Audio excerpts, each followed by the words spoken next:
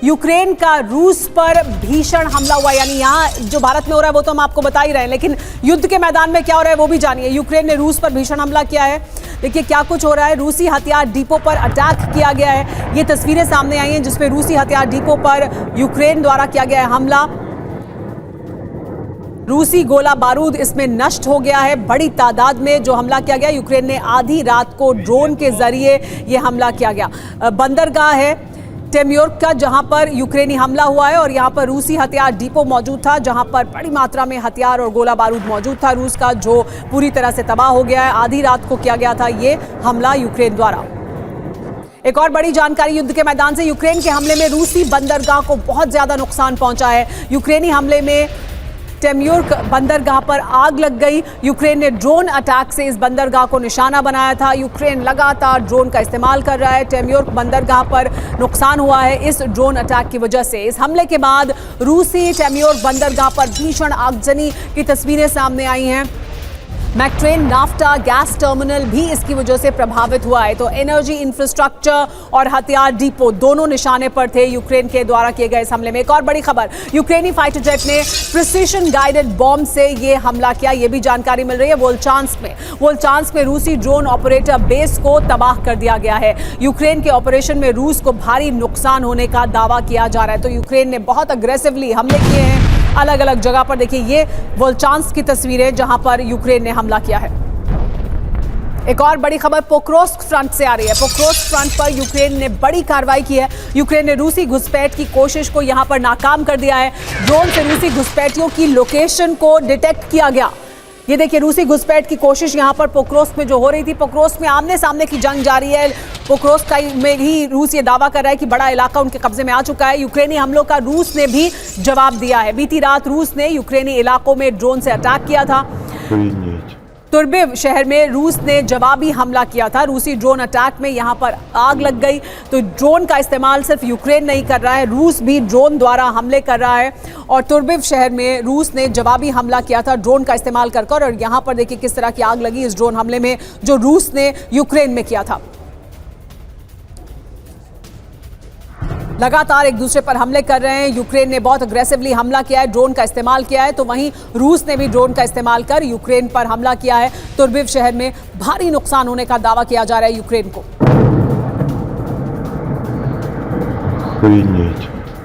इस बीच यूक्रेन युद्ध की आग अब 5 समुद्र में पहुंच गई है। ब्लैक सी में जो कुछ हुआ है उसकी वजह से युद्ध का समुद्री फ्रंट खुल सकता है। दरअसल ब्लैक सी में ड्रोन हमला, इस हमले में तेल को लेकर जा रहे रूस का जहाज जल गया। इस बात से भड़के पुतिन ने यूरोप के जहाजों पर हमला करने का ऐलान कर दिया है। सवाल यही है कि अगर रूस ने यूरोपीय देश के जहाजों पर हमला शुरू किया तो इसका परिणाम क्या होगा।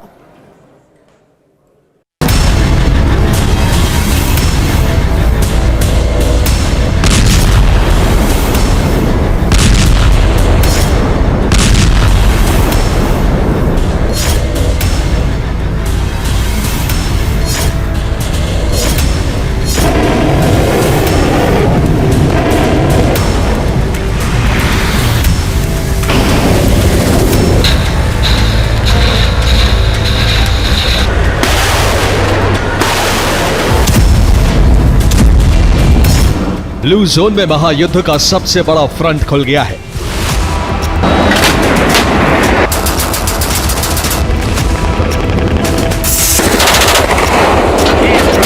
समुद्र में रूस और नेटो के बीच युद्ध का अलार्म बजने लगा है।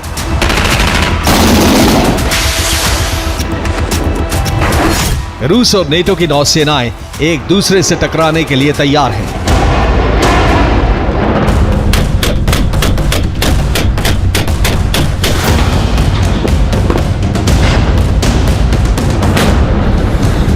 रूस और नेटो में इस टकराव की वजह बन सकता है रूसी जहाज पर हमला।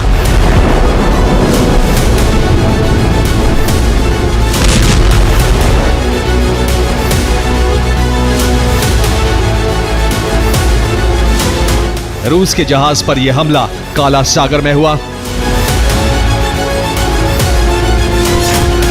मिड वोल्गा 2 नाम का रूसी जहाज सूरजमुखी का तेल लेकर जॉर्जिया जा रहा था।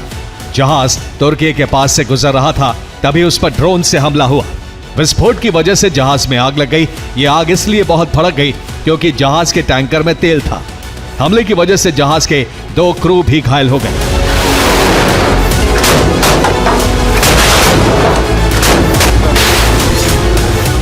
इसी हमले के बाद पुतिन और उनकी सेना बुरी तरह से भड़क गई है।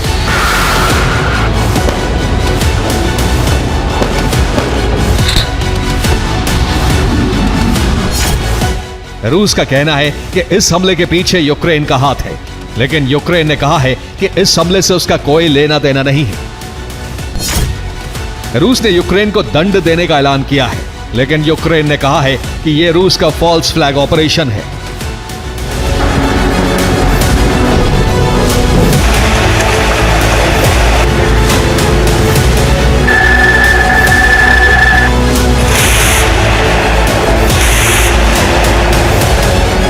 यूक्रेन भले ही रूस के आरोपों को खारिज कर रहा है, लेकिन रूसी खुफिया एजेंसियों और क्रेमलिन का मानना है कि इस षड्यंत्र के पीछे यूक्रेन ही है।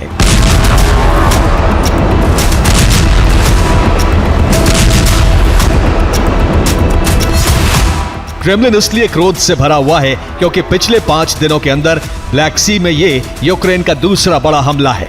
28 नवंबर को यूक्रेन ने हमला कर रूस के 2 जहाजों को जला दिया था। 2 दिसंबर के हमले में भी रूस का 1 जहाज बर्बाद हो गया। यानी इन दोनों हमलों में रूस के 3 जहाज तबाह हो चुके हैं।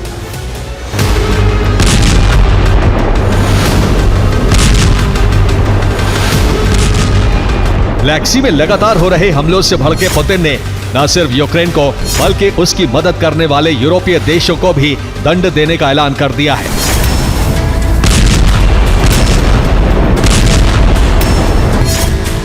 पुतिन ने कहा है कि रूस यूक्रेन के पोर्ट और शिप पर हमले तेज करेगा।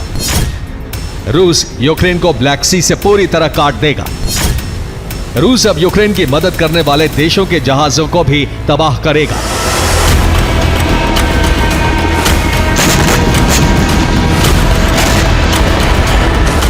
जाहिर है ब्लैक सी में रूस को जो नुकसान पहुंचा है उसका खामियाजा अब पूरे यूरोप को भुगतना पड़ सकता है।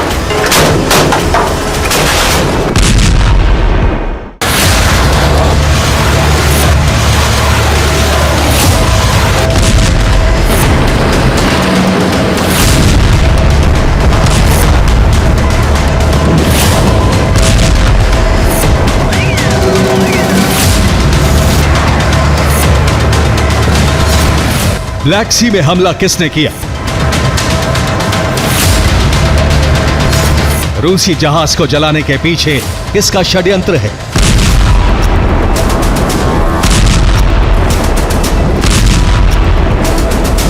इसका सच अब तक सामने नहीं आ सका है, लेकिन इस हमले की वजह से रूस के व्यापार और उसकी अर्थव्यवस्था पर बड़ा झटका लगा है।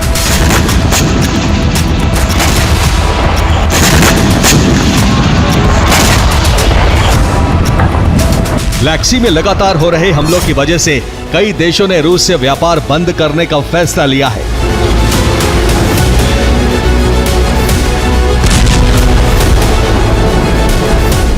तुर्की ने न सिर्फ ब्लैक सी के जरिए रूस में अपने जहाज भेजने बंद कर दिए हैं, बल्कि रूस से व्यापार नहीं करने का ऐलान कर दिया है।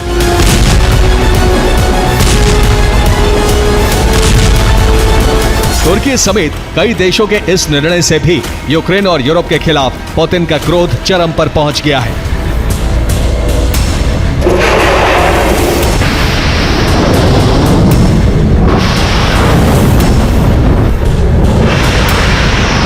माना जा रहा है कि अब रूसी नौसेना यूरोपीय देशों का परमानेंट इलाज करने के लिए बड़ा सैन्य अभियान लॉन्च कर सकती है।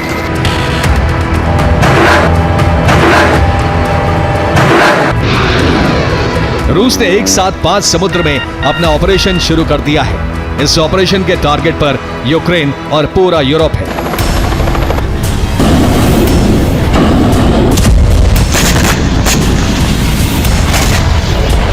यूक्रेन और नेटो के इस षड्यंत्र से क्रोधित क्रेमलिन ने अपने वॉर कमांडर्स को यूरोप की घेराबंदी करने का आदेश दे दिया है।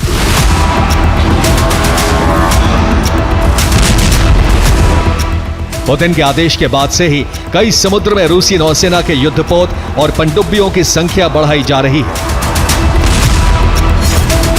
रूस ने यूरोप के पास नेवल तैनाती कर दी है, बल्कि नेटो लेक के नाम से मशहूर बाल्टिक सी में भी डिप्लॉयमेंट तेज कर दी गई है।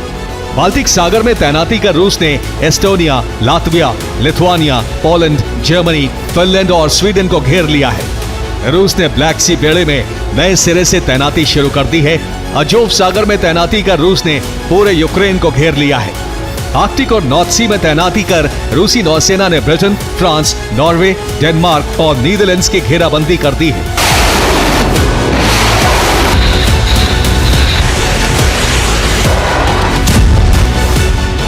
जाहिर है, ब्लैक सी में यूक्रेन और यूरोप के षड्यंत्र और हमले की वजह से महायुद्ध का समुद्री फ्रंट खुलने की आशंका बहुत बढ़ गई है।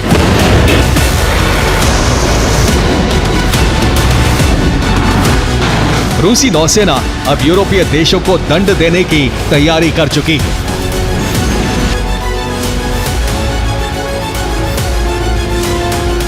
Bureau report, TV9, Bharatvarsh. इस बीच डोनाल्ड ट्रंप के शांति प्रस्ताव पर ज़ेलेंस्की हस्ताक्षर के लिए तैयार नहीं है। ऐसे में अब अमेरिकी राष्ट्रपति ने नई रणनीति बनाई है, जिसके मुताबिक अमेरिका ने यूक्रेन को भेजे जाने वाले कई हथियारों की सप्लाई पर ब्रेक लगा दिया है।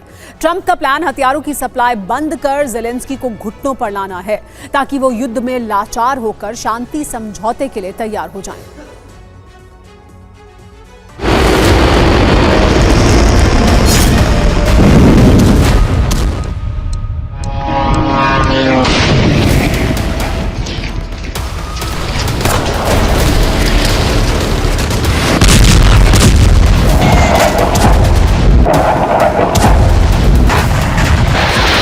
डोनेस्क से लेकर ज़पोरिजिया तक यूक्रेनी सेना फ्रंट लाइन पर रूस को कड़ी टक्कर दे रही है, जिसकी एक बड़ी वजह है अमेरिका की सैन्य मदद।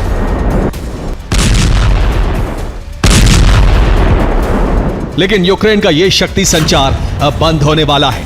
इस पर फुल स्टॉप लग सकता है। दावा है कि अमेरिका ने यूक्रेन को कई हथियारों की सप्लाई बंद कर दी है। वहीं नेटो देशों पर भी मदद नहीं करने का दबाव बना रहा है। मदद जारी रखने वाले कई नेटो देशों से संचार बंद कर दिया है।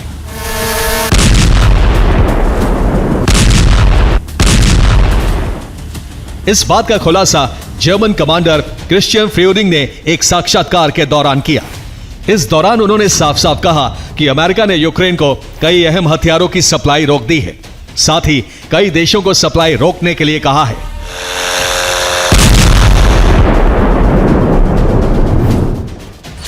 अमेरिका ने यूक्रेन को कुछ हथियारों की आपूर्ति रोक दी है। कीव की मदद करने वाले जर्मन जनरलों से भी संपर्क तोड़ दिया है। कुछ दिन पहले मैं पेंटागन से सीधा बातचीत कर सकता था, 24 घंटे टेक्स्ट मैसेज पर बात करता था, लेकिन अब संचार माध्यम बंद कर दिया गया है। हम जर्मन दूतावास के जरिए पेंटागन से संपर्क की कोशिश में हैं। हालांकि जर्मन कमांडर ने यह नहीं बताया कि अमेरिका ने किन हथियारों की सप्लाई रोकी है, लेकिन इतना तय है कि यूक्रेनी सेना को जंग जारी रखने में बड़ी परेशानी आने वाली है।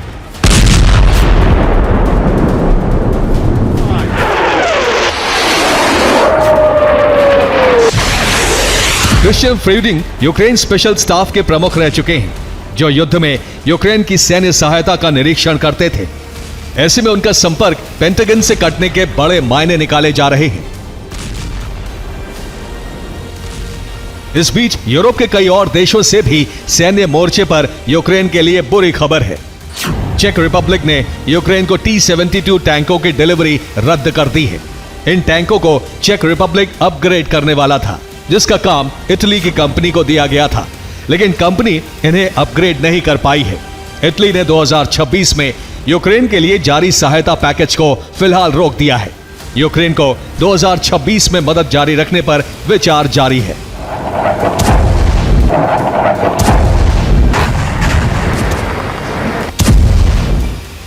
चेक रिपब्लिक और इटली के इस फैसले के पीछे अमेरिका का दबाव माना जा रहा है। दावा है कि ट्रंप हर हालत में युद्ध विराम चाहते हैं, जिसके लिए ज़ेलेंस्की का सहमत होना जरूरी है। लेकिन ज़ेलेंस्की जमीन के बदले शांति समझौते पर हस्ताक्षर के लिए तैयार नहीं है।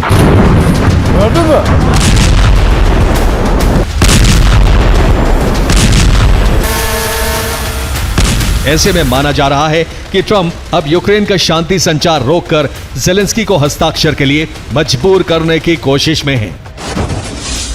Bureau report, TV9 Bharatvarsh.